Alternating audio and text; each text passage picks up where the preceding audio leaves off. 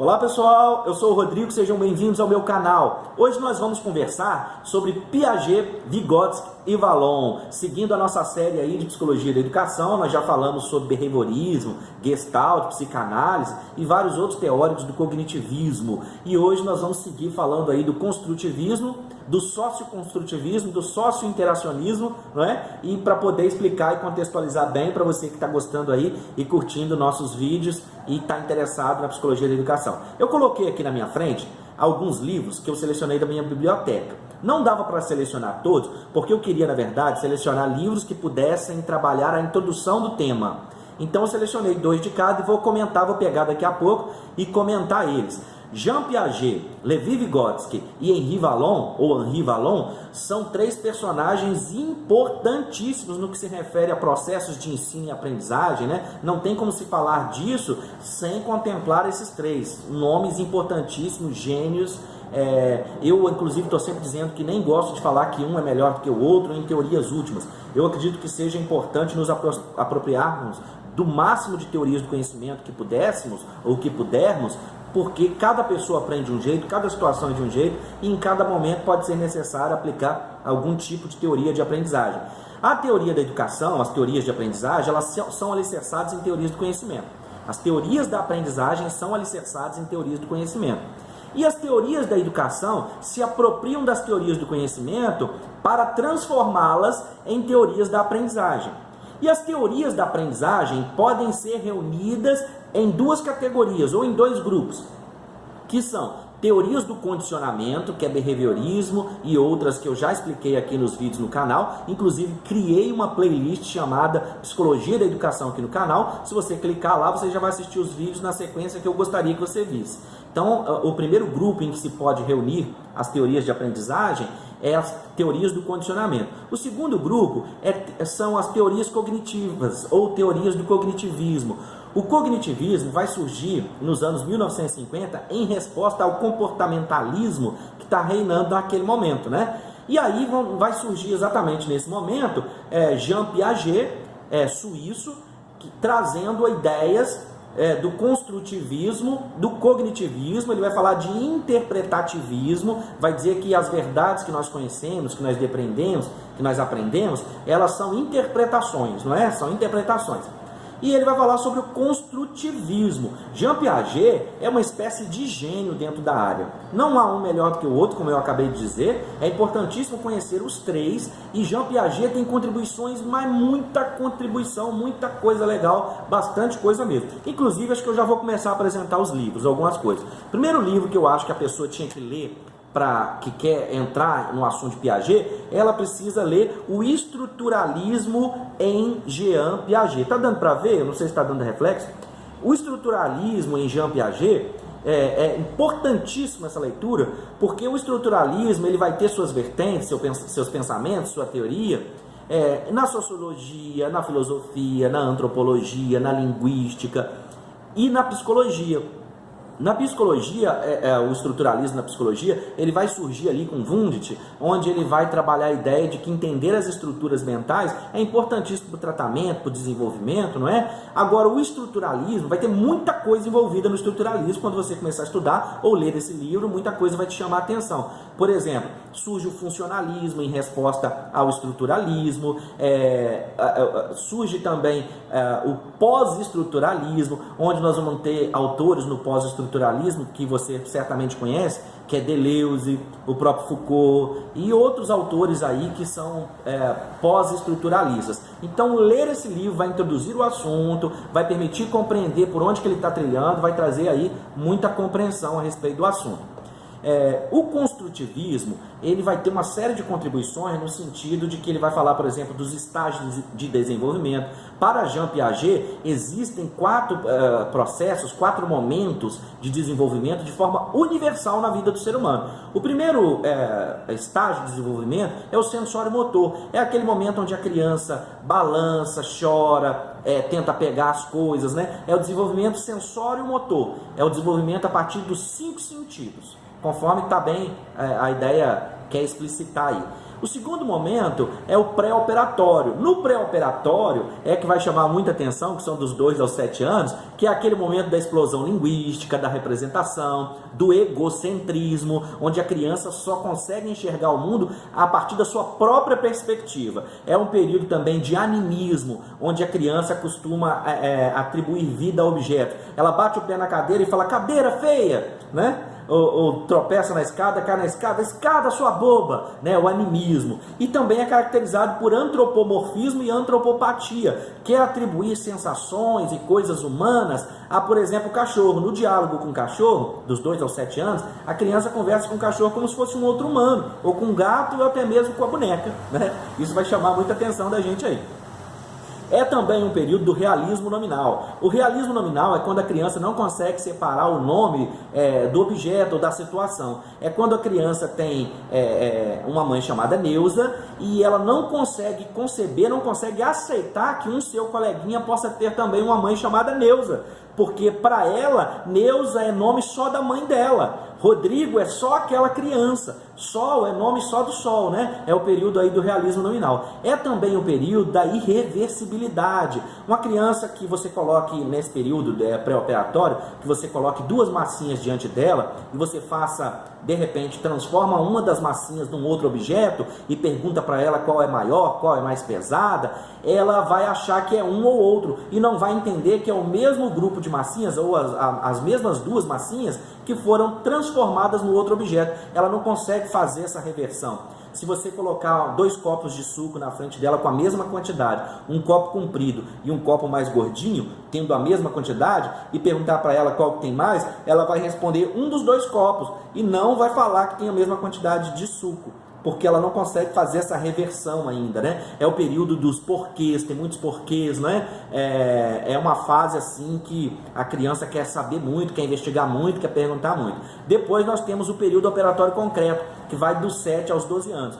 No período operatório concreto, uma coisa que vai chamar muita atenção é que a criança precisa do concreto para aprender. Para aprender sobre determinado rio, você vai ter que demonstrar num desenho, num mapa, numa fotografia, sobre um carro. Ela vai precisar ver o carro, ela precisa do concreto para ela aprender, não é? É a fase que ela vai começar a classificar, que ela vai começar a seriar, que ela vai começar a fazer diferenciação e vai desenvolver o pensamento reversível. Ela agora já vai entender a questão da massinha e do suco, né? Depois o Piaget falou que tem o período operatório formal, que é a partir dos 12 anos, né? Que é o período da abstração, é o período da hipótese, do pensamento hipotético, do pensamento abstrato, dessas reflexões mais aí chamadas da vida adulta, né? Isso vai ser muito importante, vai chamar muita atenção. Dentro disso, veio esclarecimentos, por exemplo, sobre concepções de aprendizagem. Existem 3 concepções de aprendizagem. O inatismo, né? O empirismo e o interacionismo. O inatismo vai defender que eu nasci assim e vou morrer assim, né? O empirismo vai falar, enquanto o inatismo vai falar aí de que eu nasci assim e vou morrer assim, ele está falando de um determinismo biológico, que o ser humano não tem jeito de mudar. E o empirismo vai falar que a experiência, o lugar, ele determina, vai ser um determinismo social. Se a pessoa nasceu num lugar ruim, ela vai ser automaticamente ruim, né? E claro que essas concepções, na verdade, são preconceituosas e cheias de problema. Mas aí vai ter também o interacionismo, que vai trabalhar com a ideia da troca, da interação do sujeito com o meio. E é nesse processo que essa contribuição toda de Piaget vai trazer muita construção, já que ele vai dizer que aprender é construir e reconstruir constantemente. Por isso que alguns outros conceitos vão ser assim centrais, importantíssimos em Piaget, como por exemplo, equilibração. O Piaget vai dizer que o ser humano passa por sucessivos processos de equilibração. E aí você vai lembrar então, ou se não conhece vai aprender agora, ou se já conhecia vai se lembrar das questões de assimilação e acomodação, né? A assimilação ela vai passar da experiência ao pensamento e a acomodação do pensamento à equilibração. A assimilação mais a acomodação vão gerar a equilibração. Quando uma criança, por exemplo, vê um cavalo no mato e ela de repente vira para os pais, para a sua família, para os seus criadores e diz que é um cachorro grande, porque ela tem esquemas mentais na cabeça. O Piaget diz que a criança vai criando uma série de esquemas para poder ler o mundo. E ela não conhece o cavalo, ela conhece o cachorro. Então ela fala que o cavalo é um cachorro grande, não é? Aí a resposta dela é sincera, é verdadeira, apesar de uma perspectiva estar errada. Então o familiar, o cuidador, a pessoa que está junto, às vezes vai dizer, não é um cavalo grande, não é um cachorro grande, é um cavalo. E aí vai dar informações para essa criança e ela vai criar um novo esquema na cabeça e aprender agora um novo esquema de um outro ser que é um cavalo. Então ela vai passando por sucessivos processos de assimilação, acomodação e depois equilibração. É muito interessante, é muito importante. O Piaget também disse que o desenvolvimento moral da criança vai passar por pelo menos 3 estágios: o da anomia, o da heteronomia e da autonomia. A anomia é aquele período sem lei, sem regras, que só vale a minha opinião, só vale o eu. O período da heteronomia é aquele período onde a criança aprende que existe uma autoridade superior e que ela tem que obedecer, né? Ela tem que se submeter àquela autoridade. Por exemplo, os pais, Deus, alguma autoridade presente que obriga aquele comportamento. Esse é o período da heteronomia.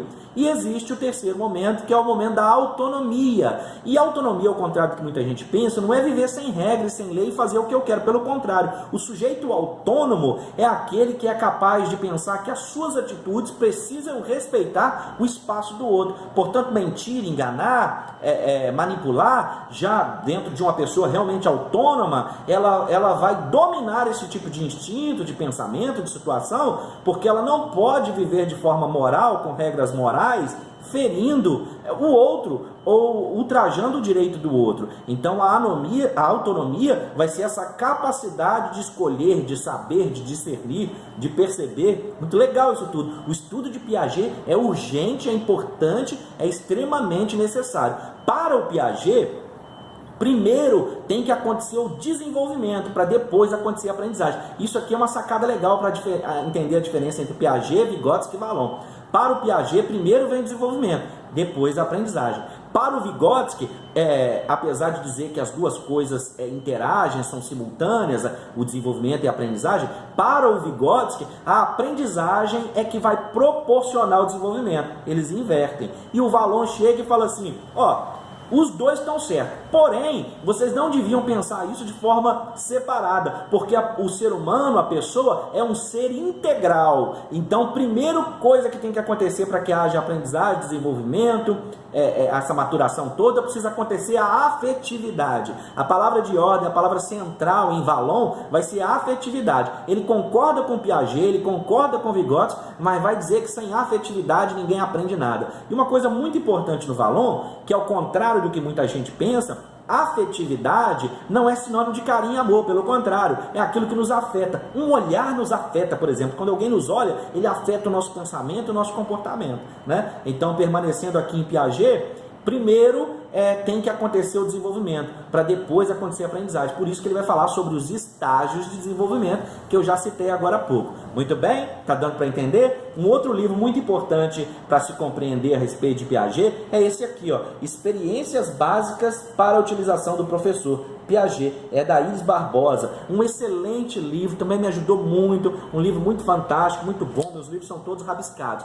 Então é um livro que você faz bem inteiro aí, deixa eu ver se está dando para ver legal. Então são os 2 livros que eu estou indicando aqui para quem quer aprofundar e conhecer aí o pensamento de Jean Piaget. Vou separar aqui agora, colocar os do Vygotsky, né?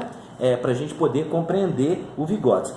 O Vygotsky é um pesquisador da psicologia do desenvolvimento que vai surgir na Bielorrússia. O que é Bielorrússia ou Bielorrússia? A Bielorrússia é um país que pertencia ali à União Soviética e que vai ter a sua independência lá pelos anos de 1991, depois da queda do Muro de Berlim, depois da dissolução da União Soviética, e é um país que não é banhado pelo mar, ele está mais ali no centro e muito ligado à Rússia, né? E ele vai nascer naquele contexto, naquele período. E ele vai surgir juntamente com seus amigos Luria e Leontiev, trazendo ou proporcionando ou buscando, pesquisando uma educação revolucionária. Por quê? Qual é a ideia? Ele está em meio às revoluções soviéticas, né? Aquelas revoluções que aconteceram. E aí, em resposta ao capitalismo norte-americano, surge uma ideia desses três psicólogos, de Vygotsky, Luria e Leontiev, trabalhar uma educação que não educasse só para o mercado de trabalho, mas que educasse para o desenvolvimento de todas as habilidades, para a autonomia, e surge então o construtivismo, o socioconstrutivismo. Acabamos de falar do construtivismo de Jean Piaget. Aí Vygotsky vai surgir com o socioconstrutivismo, porque em Vygotsky o sujeito não é um sujeito passivo que recebe as informações, o conhecimento, a instrução de forma exterior, mas ele também não é só um sujeito ativo que recebe as experiências, o conhecimento, a transformação do seu interior, mas ele é um sujeito interativo. Em Vygotsky o sujeito é interativo, e vai ser muito importante em Vygotsky a questão da cultura, a questão da história, a questão da sociedade, a questão do contexto do aluno, levar-se em consideração o contexto do aluno. O socioconstrutivismo vai tentar fazer aí conciliar os dois pensamentos anteriores, do behaviorismo e do cognitivismo com o construtivismo, porque o conhecimento para o behaviorismo e o cognitivismo é algo que vem de fora através de estímulos, e para o construtivismo ele é algo que vem de dentro para fora. Então no socioconstrutivismo a pegada, a resposta, a fala vai ser o seguinte: existe um conhecimento que vem de fora sim, tem um conhecimento que vem de dentro sim, mas quando ele é internalizado pela pessoa, quando ele é internalizado pelo aluno, ele é reinterpretado. Esse é o socioconstrutivismo, que vai trabalhar com a ideia de que nós transformamos o meio nos transforma, nós influenciamos o meio e o meio nos influencia. Vygotsky tem materiais fantásticos, excelentes, não é uma leitura fácil, é uma leitura que requer atenção, várias vezes a leitura do mesmo texto. Vygotsky vai falar sobre a importância do pensamento generalizante, a importância da linguagem, a importância do pensamento, do desenvolvimento nesse processo todo. E um dos livros que eu achei muito importante a leitura é Vygotsky, uma perspectiva histórico-cultural da educação, é da Teresa Cristina Rego. Foi um livro muito fantástico, muito oportuno para mim. Me trouxe muita bagagem, então você faz bem adquiri-lo também para poder aí ampliar seus conhecimentos a respeito de Vygotsky. Um outro livro muito importante é A Formação Social da Mente. Esse livro é um clássico, esse livro tem que ser lido, você precisa ter esse livro para poder desenvolver essa ideia, o pensamento. O Vygotsky vai trabalhar com a ideia de que existe um conhecimento que a criança possui, existe um conhecimento que a pessoa possui, que é a sua, ele vai chamar isso de zona de desenvolvimento real. É aquilo que a pessoa sabe sozinho, é aquilo que a criança sabe sozinha, não é? E existe a zona de desenvolvimento potencial, ou a zona de desenvolvimento proximal. É aquilo que a criança não é capaz de fazer sozinha, mas é capaz de fazer através de um mediador, é capaz de fazer através de uma mediação, de alguém que possa ajudar ela a sair desse estágio de não sei para o estágio que agora eu sei. Então a zona de desenvolvimento proximal é aquela que a criança faz mediada. Então o professor em Vygotsky não é aquele transmissor de conteúdo, de conhecimento, pelo contrário, ele é aquele que facilita, que participa junto, que entende que a criança está construindo, reconstruindo, recebendo informação, e que quando ela internaliza essa informação, ela reinterpreta as situações, reinterpreta o conhecimento e passa a fazer uma série de reconstruções. Então, para Vygotsky tem a área que eu conheço, que é a minha zona de desenvolvimento real, tem aquilo que eu não consigo fazer sozinho, mas consigo fazer mediado, que é a minha zona de desenvolvimento proximal, e tem aquilo que eu ainda não sei. À medida que eu vou aprendendo mais coisas e que aquilo que está na zona de desenvolvimento proximal eu já aprendi a fazer e passa para o real, aquilo que eu não sabia começa a vir para o proximal, e o conhecimento vai sendo construído em comunidade, em grupo, em parcerias. Não é? Ele vai trabalhar essa ideia coletiva. Apesar de que houve um período na União Soviética onde o Vygotsky, o seu material foi proibido. Por quê? Porque ele falava muito também, ele falou bastante da importância da questão individual, do pensamento também. Então teve um período que a sua literatura foi aí proibida, mas é um material fantástico. O socioconstrutivismo é importantíssimo, porque ele vai levar em consideração a cultura, o contexto, o meio, de onde essa criança veio, de onde essa pessoa veio, em que contexto ela está inserida, qual é a realidade dela. Então conhecer aí, se apropriar do conhecimento do socioconstrutivismo ou sociointeracionismo, que são expressões sinônimas, já que o socioconstrutivismo vai ter uma ênfase específica em Vygotsky, mas o Vallon também ele é um sócio-interacionista, e o Vygotsky também é sócio-interacionista, porque os dois estão dizendo que a cultura, que o meio influencia, que nós influenciamos, que há uma interação, que há uma troca, não é? Então isso é extremamente importante em Vygotsky. O Vygotsky produziu muito material, morreu muito jovem, aos 34 anos, se não me engano, e produziu muito material, produziu muito conteúdo, mas infelizmente nos deixou cedo. E aí, em comparação, e é importante só frisar então, que o conhecimento, o desenvolvimento em Piaget, primeiro tem que acontecer o desenvolvimento. Já no Vygotsky é o contrário. Enquanto vai acontecendo a aprendizagem, vai ocorrendo o desenvolvimento, tá? E o Vallon é o terceiro nome aqui, que é contemporâneo deles. O Vallon enfrentou as 2 guerras mundiais, ele resistiu, fez parte da resistência a Hitler, também era de orientação marxista, e tinha um pensamento muito importante, que era o seguinte: ele não pensava a pessoa de forma separada, mas a pessoa integral, tanto que ele desenvolveu aí a psicogênese da pessoa, né? E ele vai falar sobre os 4 campos funcionais. O primeiro é o ato motor, o segundo você pode colocar como emoção, inteligência, afetividade, vai passar por essa importância aí, e ele vai falar da pessoa também, não é? Então eu até coloquei algumas coisas aqui anotado para poder fazer essa citação a respeito do Vallon, porque ele vai falar do ato motor, da afetividade, da emoção, do conhecimento, da inteligência, da cognição e da pessoa. São os 4 momentos aí, os 4 períodos de desenvolvimento que ele vai falar, os 4 campos funcionais.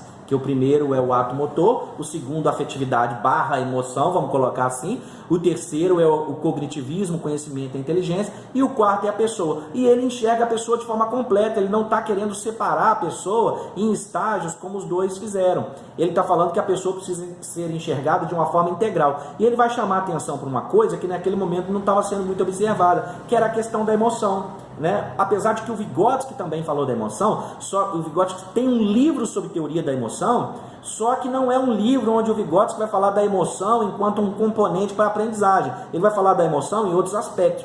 O Henri Vallon foi o cara que falou sobre a importância da emoção e da afetividade no processo de ensino e aprendizagem. Porque conforme nós acabamos de falar há pouco, a afetividade não é sinônimo de amor e carinho, pelo contrário, não é nada disso, é aquilo que nos afeta, o olhar nos afeta, o comportamento do outro nos afeta, tudo aquilo que nos afeta. E o Henri Vallon vai dizer que eu só posso aprender se eu estiver afetado, se houver afetividade com o objeto, com o professor, com a situação do aprendizado.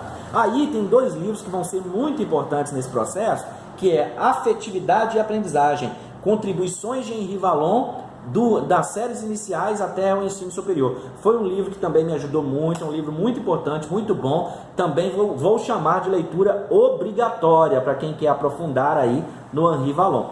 E o outro livro é do Claudio Saltini, que é Afetividade e Inteligência. Gente, esse livro é fantástico. Esse livro é fantástico. Ele é muito bom para conhecer aí essa pegada da afetividade. Para o Henri Vallon, o ensino, a aprendizagem é um fato social. Então é muito importante se apropriar desse conhecimento, desses autores, e ele é um sócio-interacionista no sentido que ele entende que a cultura vai influenciar, que a interação é que vai proporcionar isso, e que é preciso que haja uma relação de afeto do aluno com o professor, com a escola, com o ambiente, para que haja o aprendizado. Então ele vai dizer que os dois estão certos, mas que sem afetividade ninguém aprende nada. Bom, o vídeo está ficando um pouquinho grande, mas nós nos propomos hoje a falar sobre Jean Piaget, Levi Vygotsky e Henri Vallon. Então era um desafio, como é um desafio, e eu espero que tenha contribuído, que possa trazer para você mais luz a respeito do assunto e despertar o seu interesse ainda mais para o assunto. Esse é o canal Contexto, eu sou o Rodrigo Martins, e nós temos aqui uma série de Psicologia da Educação que eu espero estar contribuindo para você. Um forte abraço, até a próxima!